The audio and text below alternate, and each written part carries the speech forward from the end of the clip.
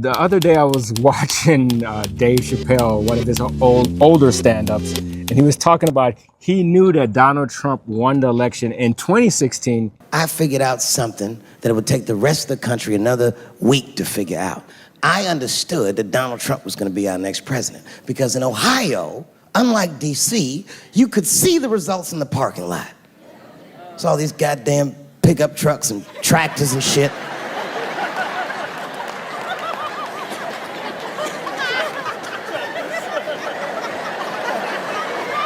And then I walked up and I saw a long, long line of dusty white people.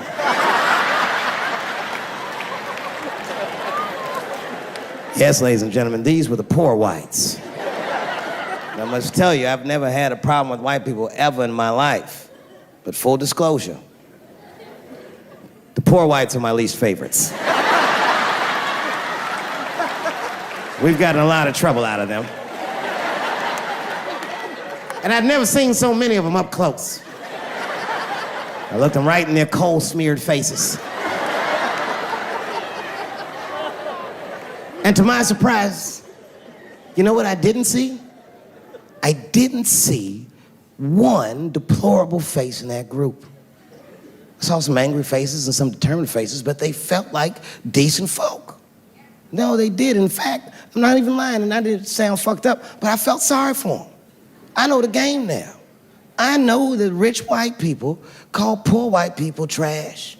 And the only reason I know that is because I made so much money last year, the rich whites told me they say it at a cocktail party. And I'm not with that shit. And I stood with them in line like all of us Americans are required to do in a democracy. Nobody skips the line to vote. And I listened to them. I listened to them say naive, poor white people things. Man, Donald Trump's gonna go to Washington and he's gonna fight for us. I'm standing there thinking to my mind, you dumb motherfucker.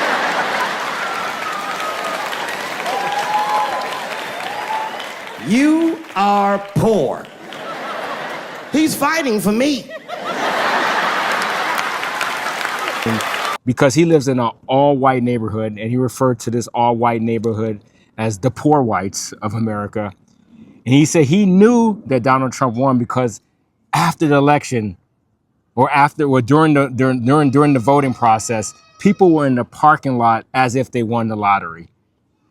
So my question is this, and Dave Chappelle talked about this. These people are happy because they said Donald Trump is for them.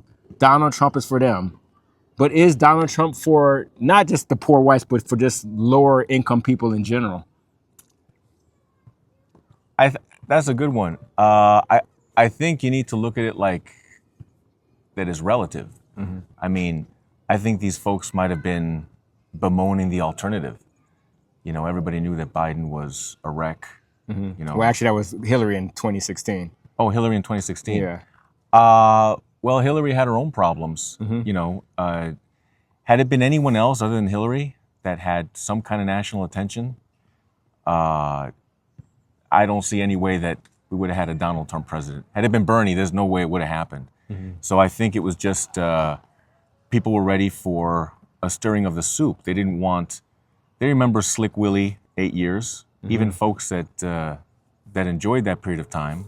I mean, I can't say it was a bad time. It was a great time. But you know, folks are looking for an alternative. They don't want the kind of self-dealing and billionaire making that you see presidents do now. They probably figured, why not have a billionaire and come in who's already a billionaire? Guy doesn't need more money. Let's see what he can do. Interesting. So you're saying that you think people trust Donald Trump more because he has money, or not all people, but the people that voted for him, which is the majority of people.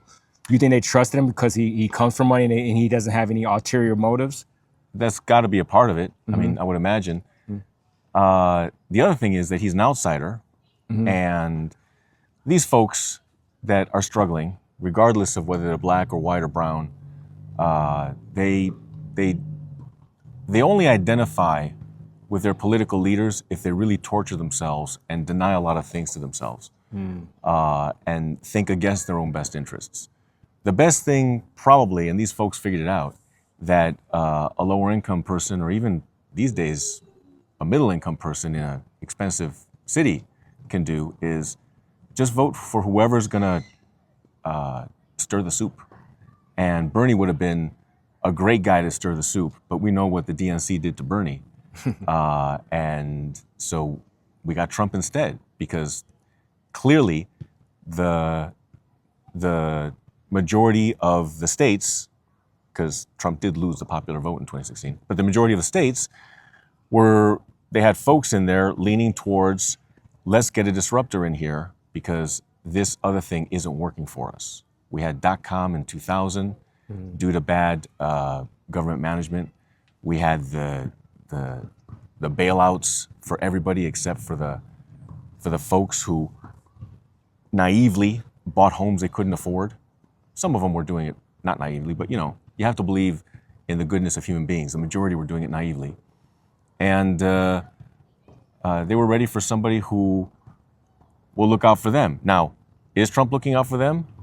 Probably as much as he has to, in order to continue to wear that hat, the red hat. Because if he fades his base too much, they're going to stop wearing that hat. So clearly, they feel that he's got some promise for him. So as far as stuff that's already been done, I don't think these folks care too much about the peace he brokered in the Israeli-Palestine situation. I don't think they care too much about the tax breaks he's giving to folks. But I do think that they love the fact that he's giving the establishment, who has given the middle and lower class their comeuppance so often, that Trump is giving the politicians that profit on that their comeuppance. He did it to Republicans and he did it to Democrats. So in that regard, I think that's what has people behind him. You mean like the lower income? The lower income, the common people, the people that work. But so I have this comment to make. So a lot of these people who are like, I don't want to call them common folks, but the people that work, like regular job, blue collar jobs, or even white collar jobs, lower socioeconomic or even middle socioeconomic, they tend to have a tendency to like despise billionaires. But whereas Donald Trump, they kind of gravitate toward him like he's a leader and stuff like that. Do you think that, you're more knowledgeable about Donald Trump upbringings and stuff like that? You think maybe his upbringings, the way he was brought up, the way his father kind of trained him in the real estate business in a very humble way, kind of helped give him that persona of being a person of the people or for the people? Yeah. So of the people, they probably already believe that just based on the way he talks, the way he speaks without the teleprompter and says things that everybody recognizes as kind of, gee, maybe you should have kept that to a smaller group where everybody had their phones away. But I really think they appreciate the authenticity. Yes. And sure, it may not be authentic, but if it's kind of like AI. How do you know that it's sentient? How do you know that it's self-aware? Because it tells you, So you kind of have to take people at face value until they prove otherwise. And so far, as far as believing otherwise, other than what he says, Trump pretty much follows through. Some of the stuff he says is vague enough so that people can put whatever meaning they want into it. The people who want a white America can read white nationalism into that, and the people who want just to give it to just to stick it to the folks who've been sticking it to the whole population for so long, they can read that into it. So ultimately, it's whatever folks want to read into it. He really is, I think, the prototype. You can see that Gavin Newsom is publicly on the national stage trying to do the same thing. He's trying to pull a Trump. Yeah. And so is the lady, I forget her name, who's trying to run for governor of California. She's the front runner, Katie Porter. She's pulling a Trump too. These people are starting to pull personality-wise a Trump. They're starting to talk like what they must talk in private, to their staff, to the people around them.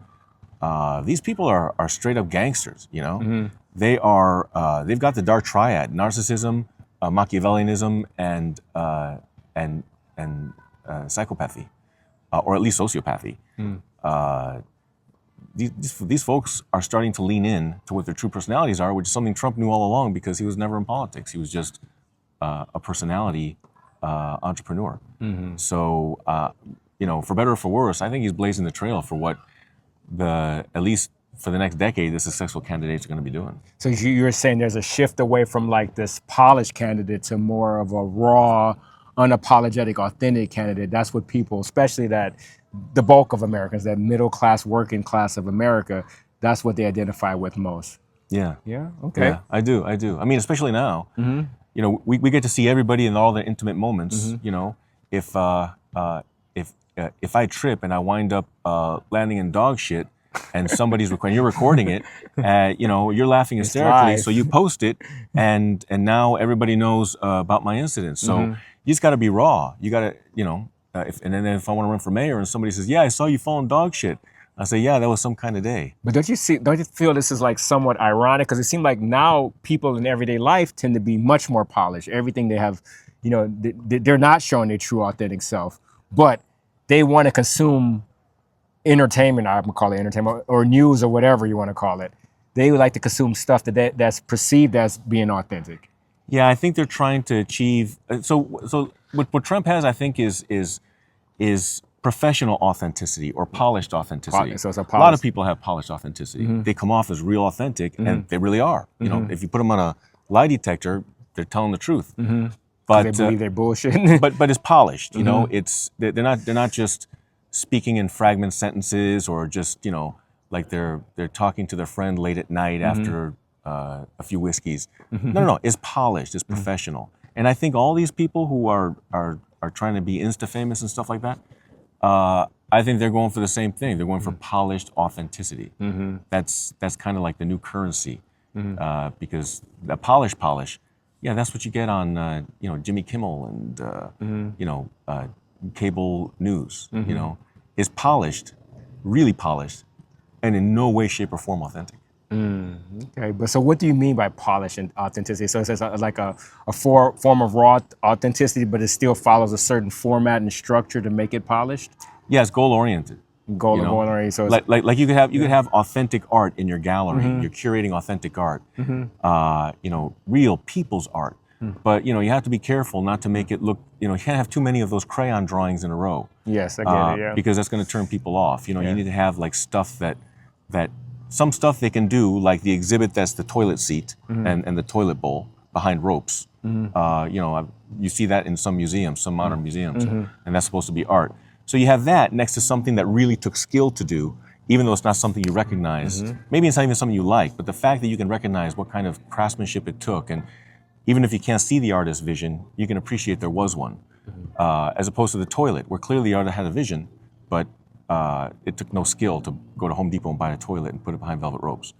So, I think in that way, people are looking to curate a type of authenticity different from jumping naked into your friend's pool when his parents are there just to shock everybody. Yeah. That's authentic, but it's not curated because you're not going towards a goal and you can't predict the outcome.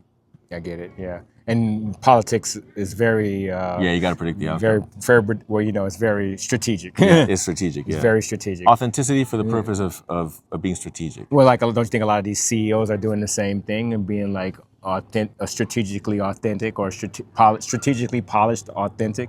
Yeah. Well, CEOs almost exclusively come from the sales side, not from the finance side. Yes. So these guys and ladies know how to talk to folks, and it's not about putting one over on them. I mean, for some of them it is. Yeah. But what it's supposed to be like, and for a lot of them is just putting their best foot forward in a way that doesn't get ignored.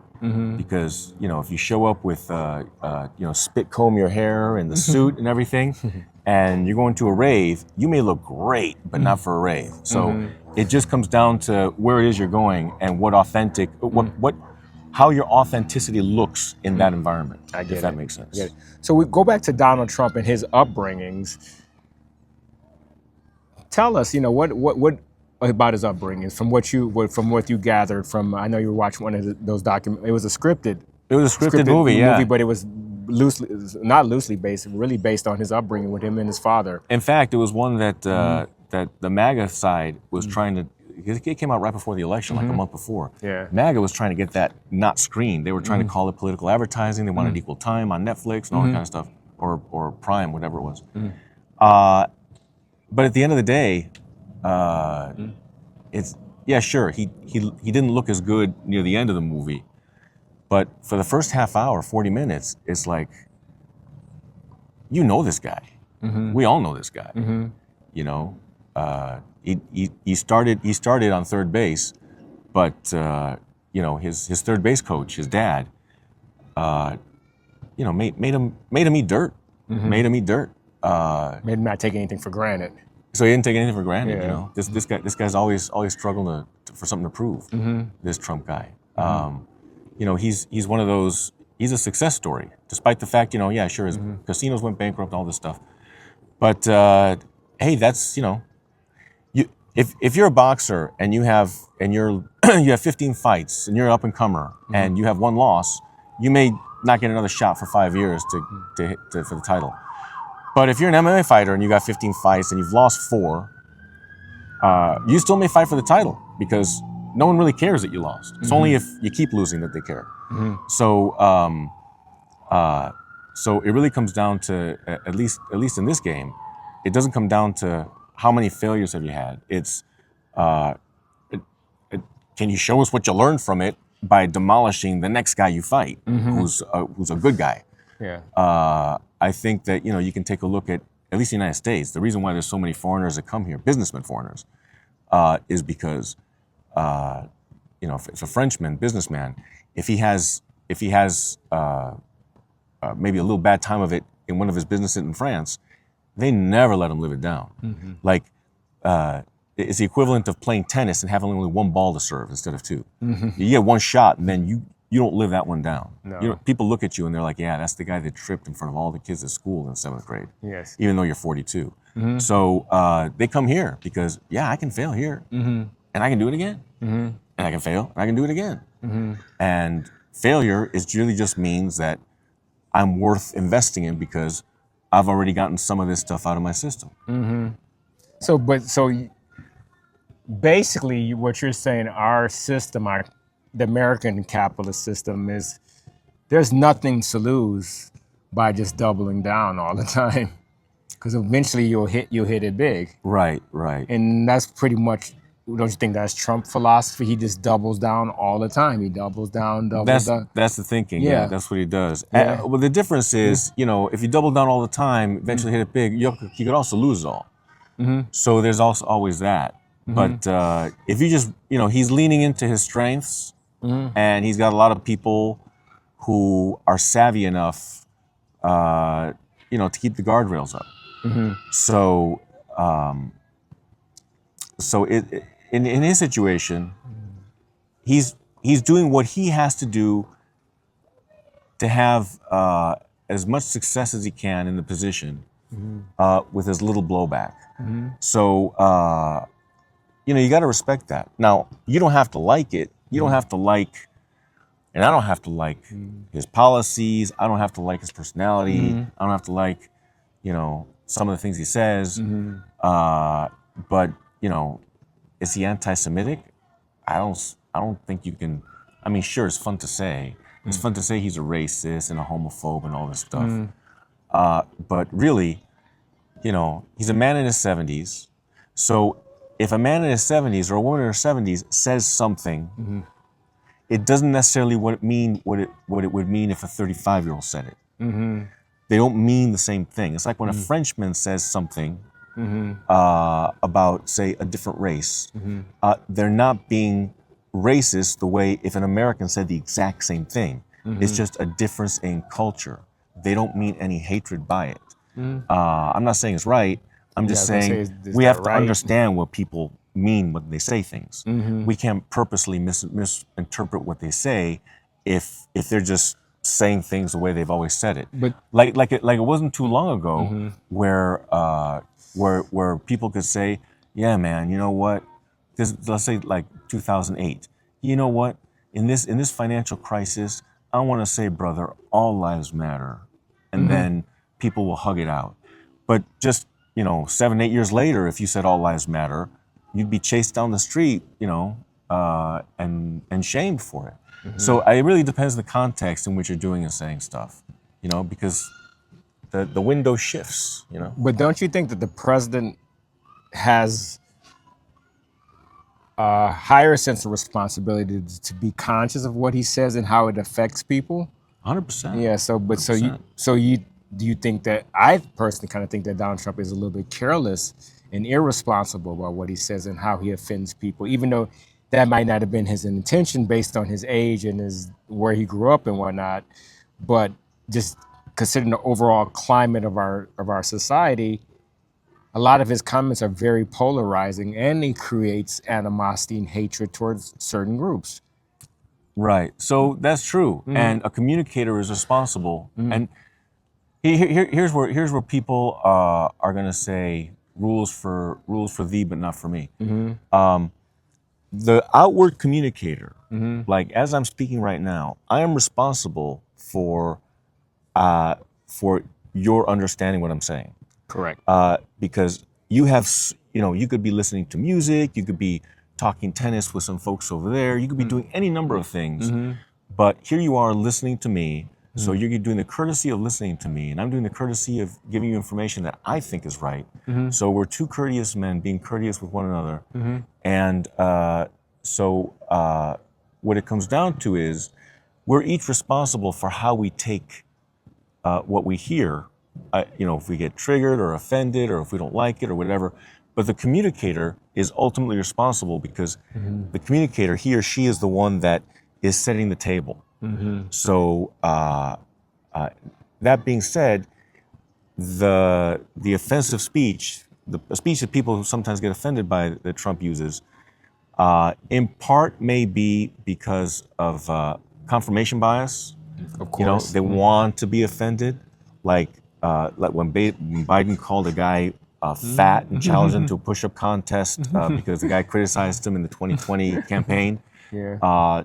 Sure, some people said something, but none of us really took it, too seriously. It's like, that's okay. I'd love to see Joe Biden could do like a ton of push-ups. He used to prove that all the time. So I would love to see that, because I think he could have still done it in 2020. And yeah, it's right. Call the fat guy out. It's we're in the middle of a COVID pandemic. People are dropping like flies if they're morbidly obese, while the rest of us, we're playing tennis with a mask on, wondering why we're doing this because we're perfectly healthy. And if we get the COVID, like most of us did, even before the vaccines were out, we were still okay because we're healthy guys. Yeah. So I think I think when you get a lot of confusion with people, they have a confirmation bias, and they're going to want to believe what they already think about somebody and not give any grace to what they hear. Now, basically, that's the same thing we tell our children. We say, don't be the class clown, because when you grow out of it, you're still going to have the reputation from the teachers of being the class clown. So it's going to probably be a few months before you actually live that reputation down, even though you're no longer living the crime. You don't want to be the guy with face tattoos that gets pulled over every single day by the police because you got face tattoos, even though you haven't done anything wrong. But you get pulled over immediately, the lights go on. So, it really comes down to just speak what the truth is, let someone prove you wrong. But if they say, I don't feel good the way you say things, then that's too bad. I guess I should work on, if I'm him, I'd say, I should work on not making you feel bad while I say things, while at the same time not being responsible for how you feel, just based on syllables that come out of my mouth that form complex thoughts. So he says these things. You're saying he does it unintentionally or intentionally. 'Cause I think he says a lot of things intentionally to create polarization and to even beyond polarization. Well, that's the byproduct of it. But he wants to he wants to be provocative because that's what sells. That's the headlines. That's the copyright that people like, that buy into now. That's because Sure. if it's just boring and plain in the middle of the road, nobody's gonna click on that. Right. But if it's something sensational, says Trump says that all women are stupid, people are going to click on that. Right. And he's going to, and then he'll have the most precious currency now, which is attention. Attention is Sure. the most precious currency now. Right, but he'll never say something like all women are stupid. No. Like he'll never say something in a vacuum that there were good people on both sides.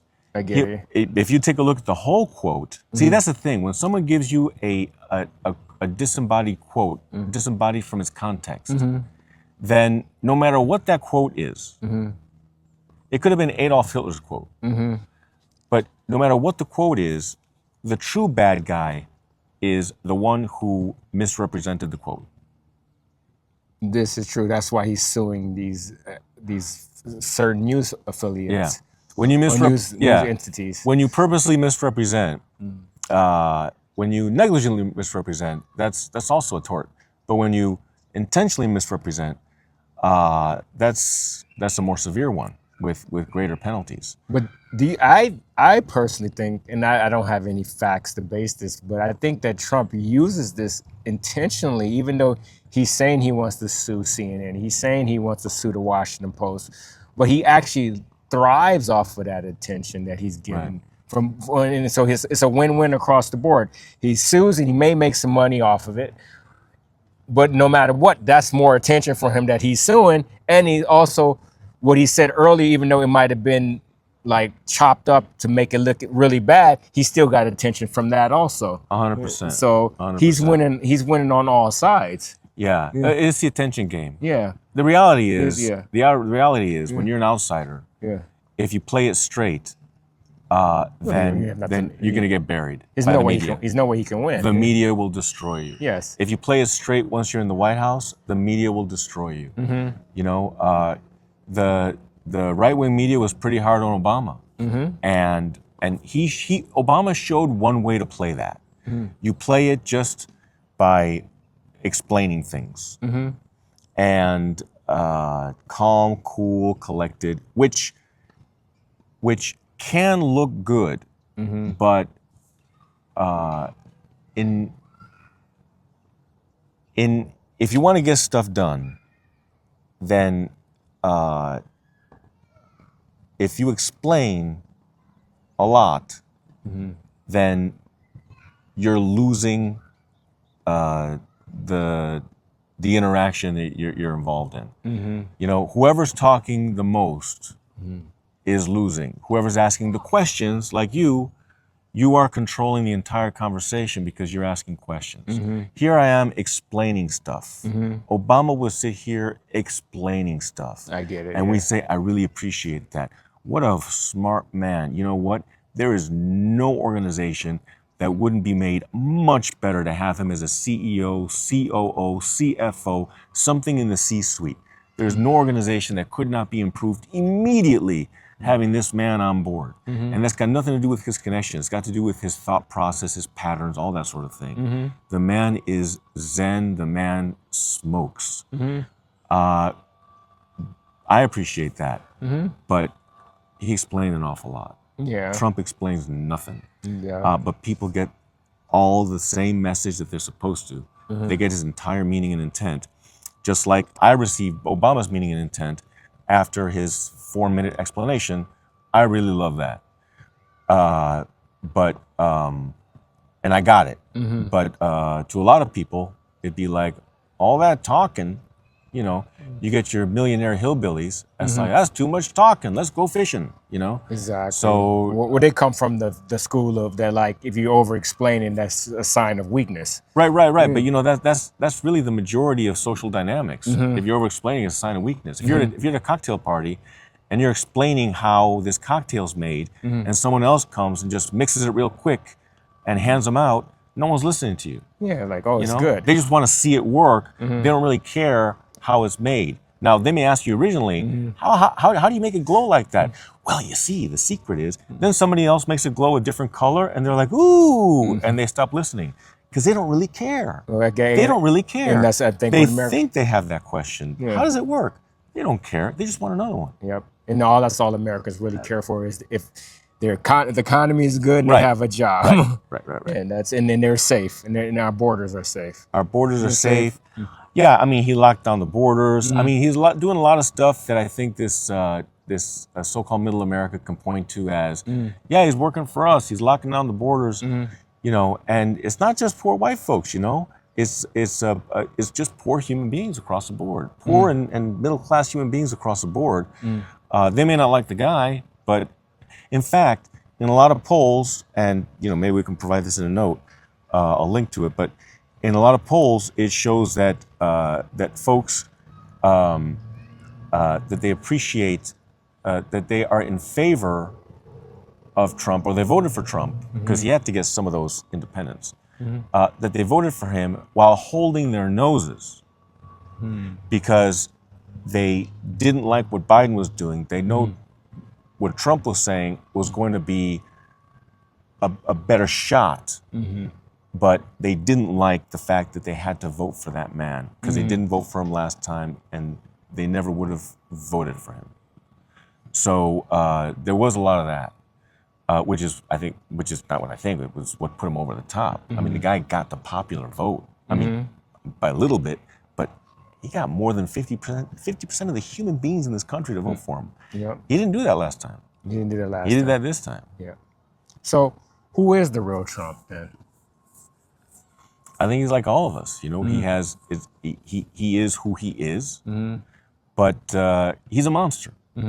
He's a monster, which is really what, in a working society, every man should be. Now, before I get crucified for this, it's a monster who, from birth, is taught by mom and dad and society how to live and work and operate and thrive in polite society. But throughout all of human history, that's what men have had to do. And then as soon as there was an invader or a war, they had to become monsters. But the ones that survived the war and came home, they had to be members of polite society again.